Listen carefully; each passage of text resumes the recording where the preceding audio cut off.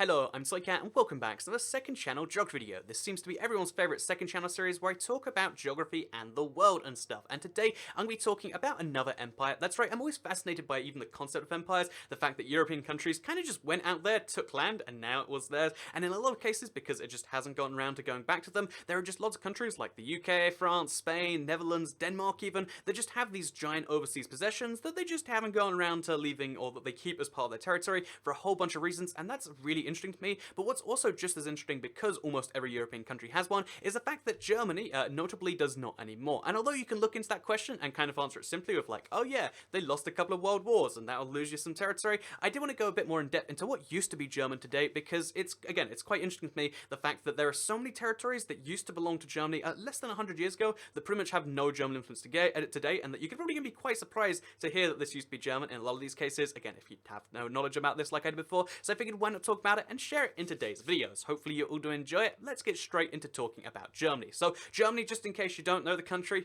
everyone does, but we'll pretend.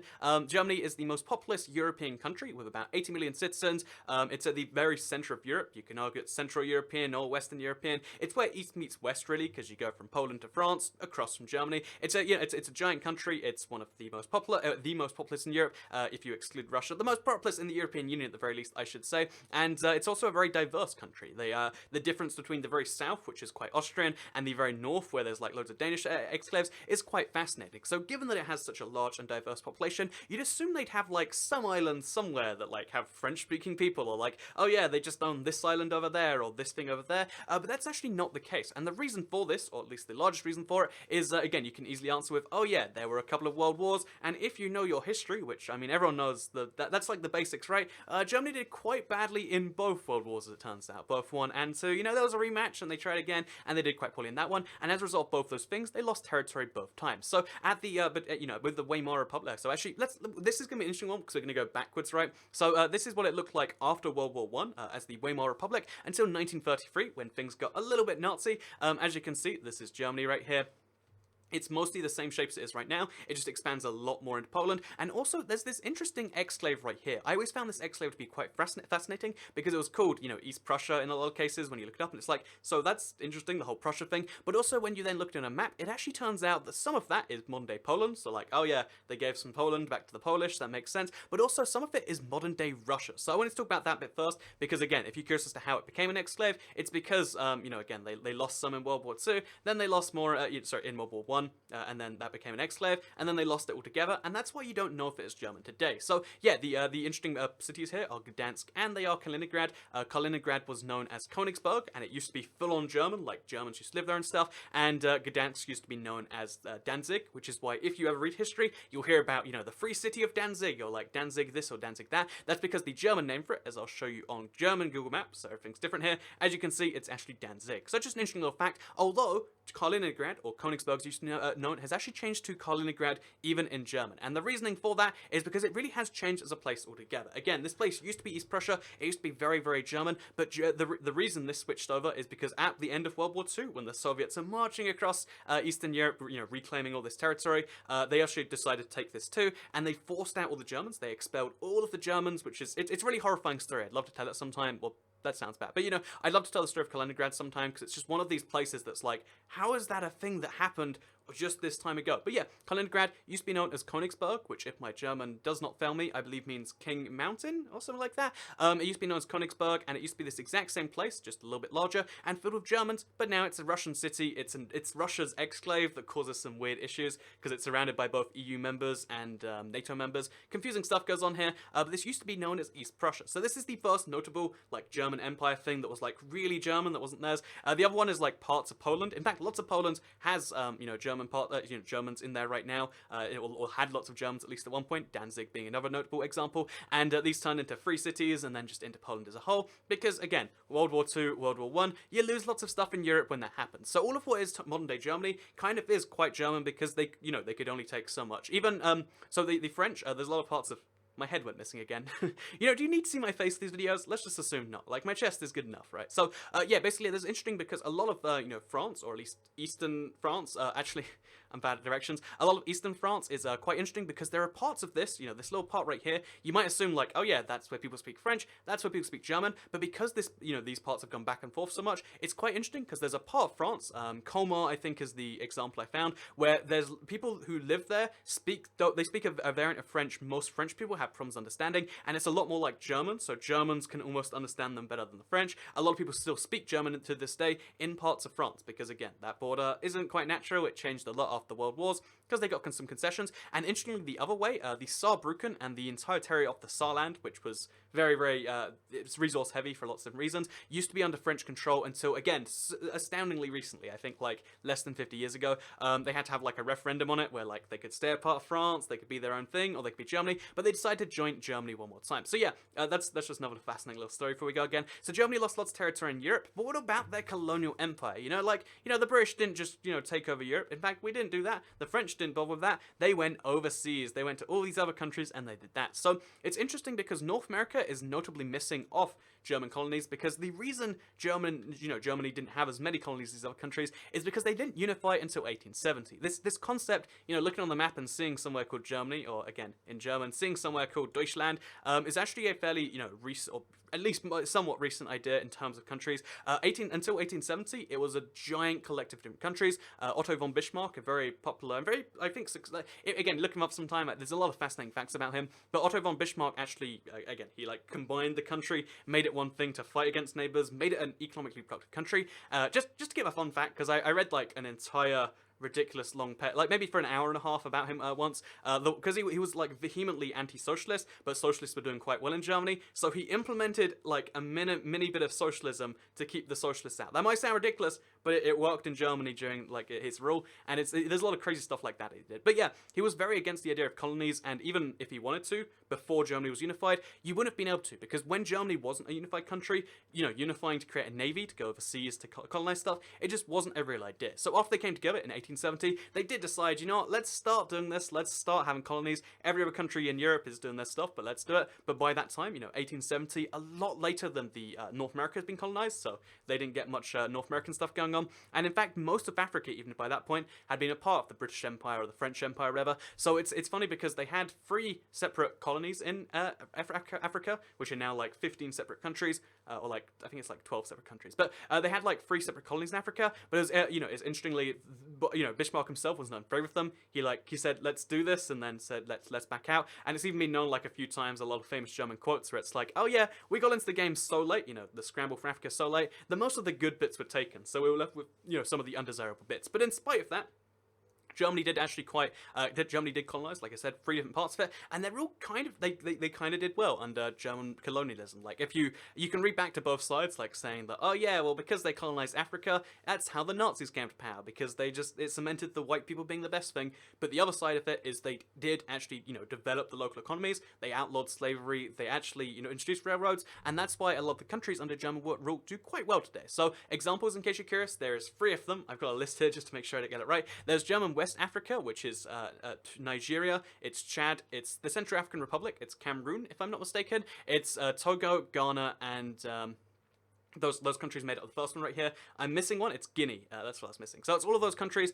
They made up German West Africa. And interestingly, you might think that Benin should be in there because it's a continuous area besides that and Guinea. But Benin's actually a part of France. That's right. France just sliced in there in between the German stuff. But interestingly enough, Nigeria is now the most populated country in Africa today, and it's the 4th most populated country in the world. It's going to be 3rd soon enough, so let's just get used to that fact now. It's going to be the 3rd most populated country in the world. Used to be a German colony, which is pretty impressive when you consider that, I guess India being the 2nd most is impressive for the British, but still, the 3rd most populous country in the world used to be under German rule as German West Africa. So then there was German, East Africa, I believe German East Africa, which, is not perfectly parallel, but it's over here. It's a lot of the countries you might recognize from previous geography toy cat videos. We've got Kenya, we've got Uganda, we've got Rwanda, Burundi, Tanzania, and we've got Mozambique. These all form one giant colony. Again, did quite well, doing quite well to this day.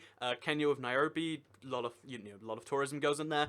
Dar es Salaam is one of the most popular cities in Africa to visit. It's quite fascinating that all of the countries did quite well under German rule, despite being known as the bad bits of Africa, or the less popular bits. And then also we've got German Southwest Africa, which became Namibia, where German, this is the only kind of holdover off the German Empire days. German is still somewhat spoken as like lingua franca, like a language to communicate in, which again I found to be quite fascinating. But in spite of that, it's again, it's not a very this is a good example of like, oh yeah, these aren't the good bits of Africa. Namibia is one of the most sparsely populated countries in the world. There is 2.5 million people living here, and that might sound like a lot, 2.5 million anything, but 2.5 million is so little that, like, again, this entire place, it's a giant African country. It's bigger than Germany itself, or it's a similar size to Germany itself. It's, again, I haven't got the exact number. I'm pretty sure it's bigger than Germany itself, but it has just 2.5 million people living there, and that's because there's just a giant desert. It's the skeleton. It's just it's called the Namibian Desert, but there's like a skeleton coast. Isn't that like wacky stuff? But yeah, it's fascinating because when you look at these countries, they're all very well developed. So we go to Namibia's capital city, which is Windhoek, I believe you'd pronounce that as. You can actually see. I'm going to look for it right now, actually. So it's called like the Windhoek Christchurch or something like that. It's hard because it's like in this thing.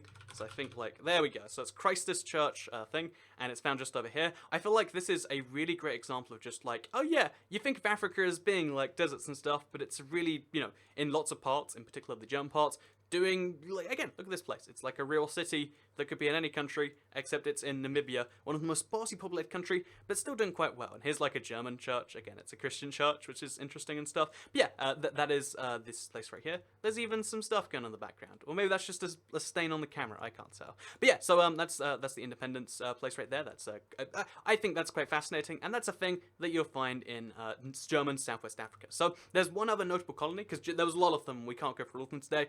But the other notable one is basically Papua New Guinea. It was called German New Guinea, and it included Papua New Guinea as most of its territory, and then a bunch of these islands. I have issues going through them all, but just in case you want to know, it's so again, like, the one part of the world, everyone says like, oh, good job, Toycat, and like, because we have to zoom into like the British Indian Ocean Territory or whatever, like just instantly like that. A lot of people say that, but like when it comes to like this part of the world, I'm just so lost on which islands are where, because they're all so small, they're all so hard to see, and they're all like weirdly correlated with each other. But the islands of Solomon Islands, they were a part of Solomon Islands were a part of the German New Guinea too. So was Palau, the third least populated country on Earth right now that's a sovereign state in its own right. Palau used to be a part of the German Empire. I guess that counts for something. So did Nauru, which I think is actually the third. Palau is fourth. And then we've also got the Marshall Islands, Samoa, the Northern Mariana Islands, the Federated States of Micronesia, and that is, again, that's the German New. Again, it's not the most fascinating part of the German Empire to me. It's just like, oh, that was German. I guess that's kind of cool. But the thing that did, before we go, because again, that's like, oh yeah, so we got four big parts of the German Empire. Used to be German, doing quite well today, but otherwise you can't really tell they used to be German. There is a fascinating one that, like, again, I was like, oh, that's a thing. Qingdao, which I probably just butchered the pronunciation of, used to also be German until World War I, where it was taken over by the British, the Chinese. It was like a weird fight thing. Qingdao used to be a part of Germany, and it was a city so successful that it was described as a mini Hamburg or a mini Berlin, like a real German city just existing in China. And even to this day, they've got like the tiniest bit of German holdover. Like they have a beer festival each year, again, like a German beer festival in China. That was strange for me to discover, and maybe it's strange for you to discover too. Again, this is Qingdao in China. It's one of these. So we just like zoom in somewhere random. Again, I think this is a fun way to like see a place and like get a feel for it. So if you look around here, as you can see, this is Qingdao.